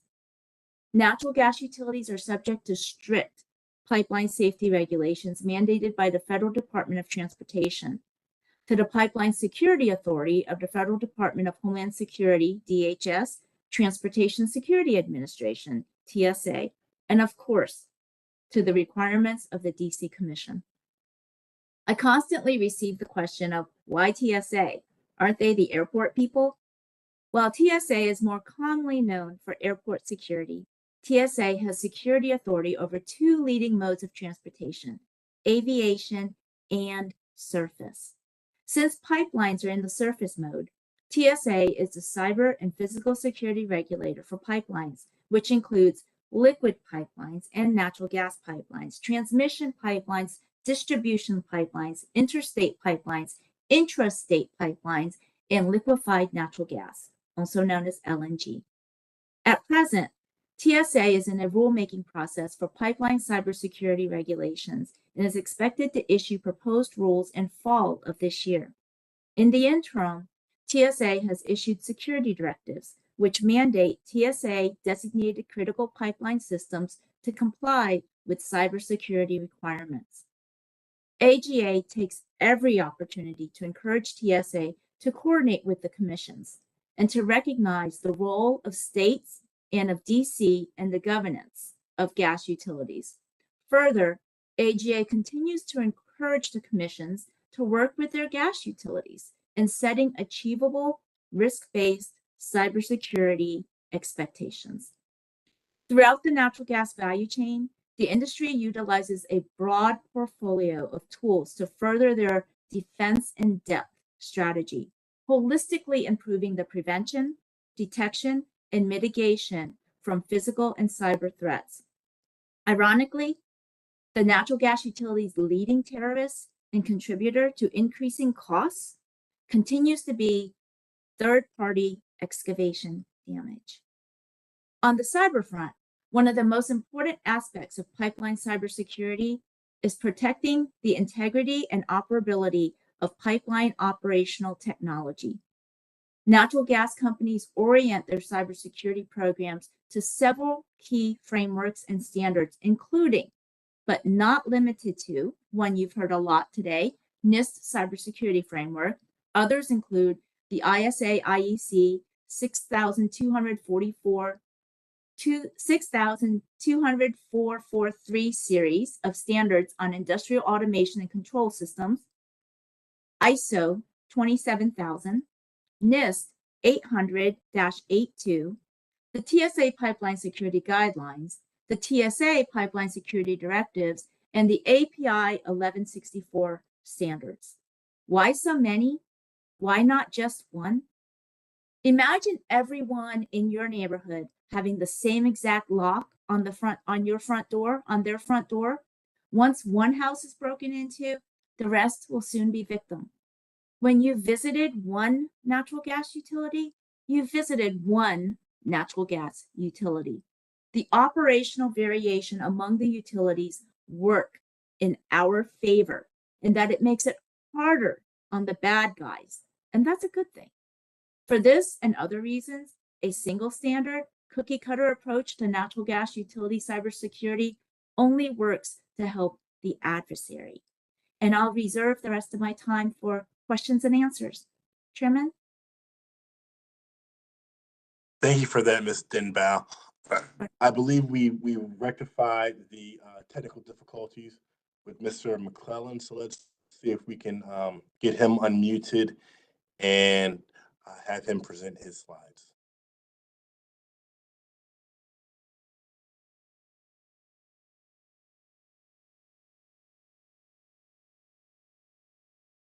Hello, Mr. Chairman. Can you hear me now?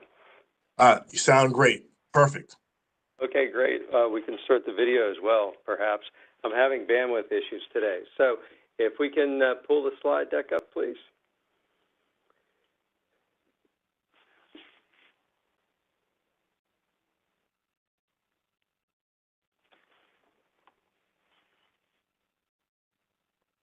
Give us a few minutes. We're switching over from the last presentation. There you go. Okay, no problem. Thank you.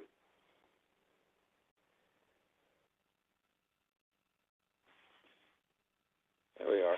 Okay, thank you so much. So again, thank you for the invitation to speak at your cybersecurity conference today. My name is Joe McClelland, and I am the Director of the Office of Energy Infrastructure Security here at the Federal Energy Regulatory Commission. Next slide, please. So my remarks today are my own, and they do not necessarily reflect the position of any commissioner, the chairman, or the commission itself. Next slide, please. As many of you may be aware, FERC has varying degrees of authority over several different types of energy infrastructure. Interstate transmission, which includes the bulk power system, oil and natural gas pipelines, liquefied natural gas terminals, and hydroelectric facilities. These authorities are derived from the Federal Power Act, the Natural Gas Act, and the Interstate Commerce Act. Through Section 215 of the Federal Power Act, FERC oversees the development and enforcement of both reliability and security standards for the bulk power system. For oil and natural gas pipelines, TSA has cybersecurity authority, and for LNG terminals, TSA and Coast Guard both share this authority. FERC works closely with both, particularly my office, providing subject matter expertise and conducting programs such as our architectural assessments. And I'll have more on that later. Next slide, please. When considering the sophistication, speed, and specific targeting of both cyber and physical attacks on energy infrastructure by advanced adversaries, FERC has determined that these threats require special treatment. For security to be effective, FERC may need to move quickly to address threats even without establishing new regulations. For this reason, FERC uses a dual-fold approach. We both promulgate and enforce mandatory standards through NERC when necessary, while separately promoting voluntary best practices with our industry members, including the ISAC, and I know my colleague Matt Duncan had presented earlier here, while working in collaboration with the states and other federal agencies. Next slide, please.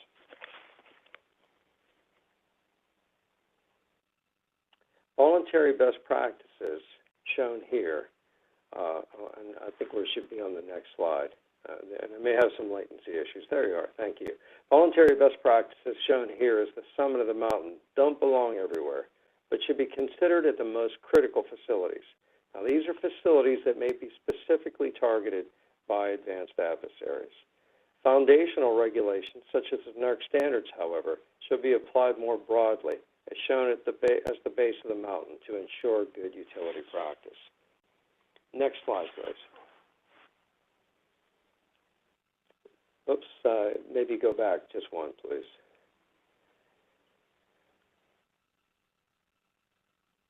Okay, I won't take time to read through this slide. I think Matt Duncan covered that very well.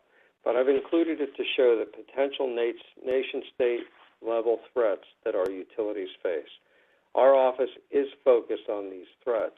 And I know that one of the questions that we had were, what are the cyber risks? What are the cybersecurity risks that the utilities face? And they do face, advanced threats from nation states. So, we'll get into that a little bit more. Next slide. Now, our office, the Office of Energy Infrastructure Security, or OISE, is not responsible for the promulgation or enforcement of regulations. We work collaboratively with the states, the industry, and other federal agencies to help address even the most advanced threats, those from nation states, using customized best practices. Now, really, our work comes down to just three questions. If you can't say yes to each one, you cannot completely mitigate these threats. The first is, do you know who's targeting your systems and how? And much of this information is classified and requires access in a classified space. For this reason, our office does assist with security clearances and can provide one-day read-ins to classified information. And we've done that in the past with state regulatory officials. The second, do you know even if you know who's targeting those networks and how they're doing so, do you know what best practices you can use to stop them? And third, have you identified the most critical facilities that warrant those best practices? To help our partners say yes to each of these three questions, we use a four-part cycle shown here with a circle: identify, inform, assess, and address. Next slide, please. So first, we identify the threats as well as how to stop them. Our subject matter experts have deep knowledge of engineering and cybersecurity matters in industry, while also holding the highest level security clearances. So I'm not sure if we've got some latency. It's been part of my problem today, but we should be on the next slide, which is identify. This gives them access to current and emerging TTPs. Our employees have these skills and use them to assist our state partners and industry members. And here are some examples. I won't go through each of these, but I'm going to leave them for your further information. These are just some examples of the programs we're currently conducting under that category. The next slide, please, is inform. So that's our second step. We use a variety of ways to accomplish this task, from closed, classified working sessions to open forums. One example that comes to mind is a joint FERC North American Transmission Forum initiative that resulted in the release of the first guide document on cloud security. I think that document was 80 or 90 pages long, with best practices that we followed up with an open webinar last August. We routinely conduct this work with other organizations and agencies, and we expand these broad programs. For instance, within NERC ISAC, we do work with them on alerts and bulletins and have issued even one joint white paper. And this is to support information sharing with industry on a broad basis. Next slide, please. The next is assess. As an example, our office conducts deep dive architectural assessments for individual utility IT and OT networks on an individual basis to identify vulnerabilities that can serve critical facilities. Now, these individual assessments are key when improving the cybersecurity posture of those utilities because there are so many variables and custom configurations. Importantly, the assessments are conducted on a voluntary and confidential basis and are not used to determine compliance with NERC standards. When appropriate, we've even asked state regulatory agencies if they can sit in and join the assessments for their situational awareness. A second example that we use is we do conduct broad exercises. Right now we're working with the New England states on their Cyber Yankee program. This helps assess not only the utilities' cybersecurity posture and their preparedness against attacks, and the exercise is scripted to be conducted in today's threat environment, but it also tests federal and state capabilities to repel, react to, and assist with recovery from cyber and physical security attacks. And the last is address. So our office works to develop resource materials, bulletins, alerts, and white papers with our state partners and industry members. These papers can be used for potential improvements to both the IT and OT networks that could better address current and sophisticated vulnerabilities and threats. For example, our office does keep current a state regulator's cybersecurity checklist that they can use to help guide discussions with their utilities when reviewing their cybersecurity posture. In addition, we've also developed a cybersecurity incident response list for the states to identify steps that can be taken by the utilities ahead of time to help them prepare for and recover from cyber attacks on IT and OT networks. And then the last slide, please. So for the last, before the question and answer slide, for the last slide, I thought I'd finish with some best cybersecurity practices. I won't read the whole list. I do want to leave this with you, but I wanted to highlight just a couple for your consideration. And the first, we've already heard about this one, phishing prevention training. Phishing is still a top vector for adversaries to enter organizations, and it continues to work because humans can be the weakest links. We believe that best programs are championed by leadership and provide regular phishing training that is updated with current adversary techniques and tactics. Phishing test emails are generated 1 to 2 times a month for every employee in the organization, and that includes the C-suite leadership. Training emails are incrementally harder, and some are focused on specific departments, for instance, HR, using out-of-workflow candidate emails and resumes, C-suite emails with business problems, and finance with vendor invoices. And the other end of the scale, and perhaps more complex, I'll jump to jump host hardening. Jump hosts are a great movement vector within an IT or OT network and can be coveted objectives for adversaries. The best techniques we've seen for protecting these hosts are purpose-built, hardened jump hosts based on a virtual platform that is recycled following a session, thus providing a countermeasure for memory-resident malware. Access is also limited by IP address or segment for the engineers, separate credentials, and only required applications are provided based on user role after the user is logged in. And the user has to use multi-factor authentication as another level of security to mitigate adversary movement. These are just a couple of examples of best practices. These best practices are highlighted and recommended by DHS and DOE and others, and they are a focus for the Commission. One final thought, I had it in the slide deck, but I didn't spend a lot of time on it, was cybersecurity incentives. At the last Commission meeting, the Commission just approved a cybersecurity incentive for voluntary investments in cybersecurity that go above and beyond any requirement, including the NERC standards. We look forward to those filings from the industry and working with industry to improve the cybersecurity posture of the utilities. This concludes my remarks, and I look forward to any questions or comments that folks might have. Thank you. Mr. McClellan, thank you very much. I certainly appreciate that presentation. You certainly gave me a number of things that I'm going to follow up with you offline about. But at this time, I want to first give my other commissioners an opportunity if they have any questions. And if not, we'll go to the audience. I want to make sure that we are able to engage everybody who is who called in today. Mr. Chairman, this is Commissioner Trabue. Yes. And I hope this question isn't too off base, but I have been struck by this conversation over the last hour and a half or so. The recruitment and retention of personnel throughout the country has been a challenge for the last couple of years or so. In your industry, I'm sure you're trying to recruit,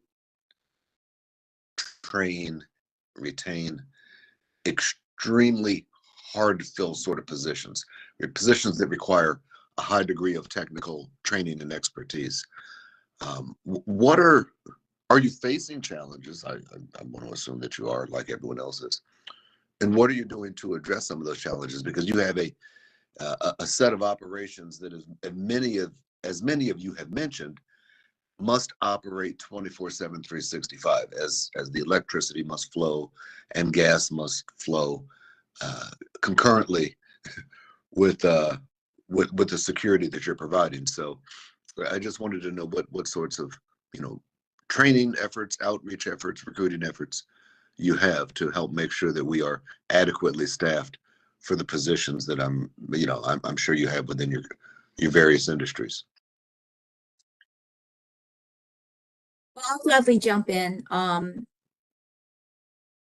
will say on behalf of AGA, the American Gas Association, when we have the cybersecurity professionals from the various gas utilities and transmission companies, and natural gas transmission from across the nation gather, they really, workforce development and workforce attainment for a cyber perspective is a constant challenge, because as you can imagine, the companies that, for example, that Matt mentioned in the beginning, Mandiant and Dragos, they can pay a lot more than what utilities can pay for.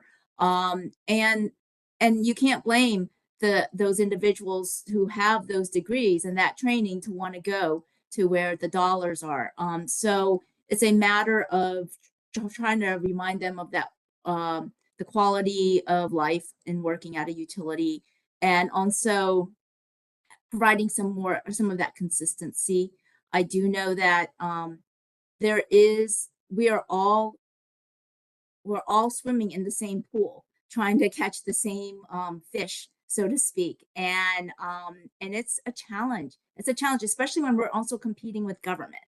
So when regulations come out that say we expect you to do this in a certain amount of time, such as the TSA security directives, the first generation that said you needed to do patching or whatever within 90 days, where do we get the expertise to be able to come in and do all of that within a 90-day time frame when we're used to having it scheduled out so that it can accommodate all of the different other requirements that we have to comply with and necessarily must comply with. So that's AGA's perspective. So we are all swimming in the same pool, catching the same fish. Thank you. Thank you very much. Mm-hmm. Commissioner, I can also, from the ISAC perspective, we're less challenged by this because we are able to hire continent-wide, but the workforce development challenge that Kimberly identified, everyone is facing it. Some of the best practices that I've seen in electricity One is working with local community colleges, recently separated veterans from the military, and even doing internships and other programs with local schools to kind of build up that initial interest in not only the cyber skills, but the steady paycheck, the safety culture of working in the electricity industry. So partnering with local community colleges and other universities and high schools to encourage kids to get into cybersecurity and consider electricity is really fundamental, I think, to the future of the cyber workforce. Much appreciated. Thank you, Mr. Chairman. Thank you. So now if we have any questions from the audience, if you just raise your virtual hand, or if you want to turn your camera on, I see you that way, I can then call on you and then you can ask your question.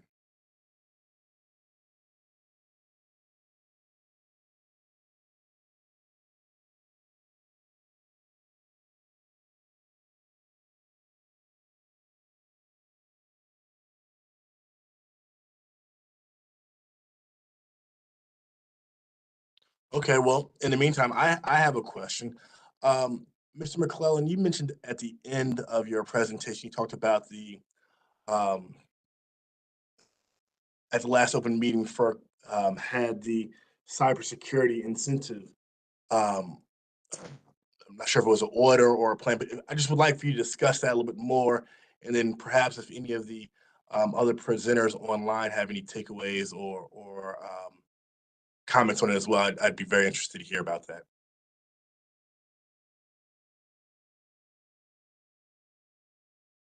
And Mr. McClellan, you're still on mute.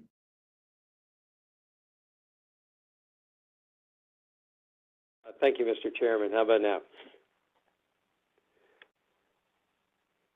Perfect. Okay, great. Thank you. FERC was directed by Congress to develop an incentive for advanced cybersecurity practices. At the last commission meeting, FERC did vote out a package, a program to be able to provide incentives for utilities that go above and beyond. So on a voluntary basis, utilities exceed any requirement, regulatory requirement, either through the NERC standard or perhaps a separate state standard. They voluntarily exceed those requirements. The mechanisms that FERC will use to evaluate will be actually three mechanisms. The first would be a pre-qualified list, and there are a couple of items on the pre-qualified list at present. One, for example, is CRISP, the DOE CRISP program, funding for that. FERC will also provide incentives on a case-by-case basis, and this could be pursuant to, say, a DHS or a DOE bulletin or alert encouraging an advanced cybersecurity practice. And then lastly, FERC will also evaluate a filing or accept filings for early adoption, say for a NERC standard. On that basis, FERC will be able to make a determination as to whether or not the actions meet the requirements, and then we'll be able to provide an incentive for those requirements, or cost recovery, approval for cost recovery for those requirements. And I heard one of the speakers from the first panel ask for that. So FERC has issued that order. It's still subject to challenge, but at present, FERC did put the order out on last Thursday. And I would echo what Joe said about that order and what the previous panel had said about doing whatever is possible to incentivize rate recovery. The oceans don't protect us the way they used to, and oftentimes utilities find themselves on the front line of a global cyber war, and they need additional resources. You mentioned, your fellow commissioner mentioned the workforce issue, but the technologies, the monitoring, all of that costs money. And it is vital to the economy and national security to have the investment for that. So very pleased to see that Congress passed that, FERC is implementing it, and look forward to working with FERC and the utilities as more investments are made. Thank you. And I have just one quick comment I'm going to throw out here, and I just want quick reactions to this, because I know we're running up against a 12:30 hard stop. But we talk a lot about cybersecurity, but we haven't talked as much about physical infrastructure protection. And we're starting to hear more about that in the news. I know Ms. Deb now from AGA stated that, most of your physical infrastructure is disturbed by excavation. Any quick, very high level thoughts on the protection of the physical assets? So from the ISAC perspective, this is something that we track just as closely as we track cyber, and we have noted the trend and have been working with industry. There's a lot of infrastructure out there to protect.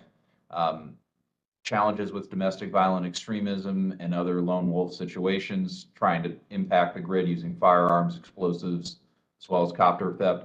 The main takeaway is we need to look at what our most critical assets are and protect them accordingly, as well as coordinate with law enforcement, because this is a worryingly increasing trend.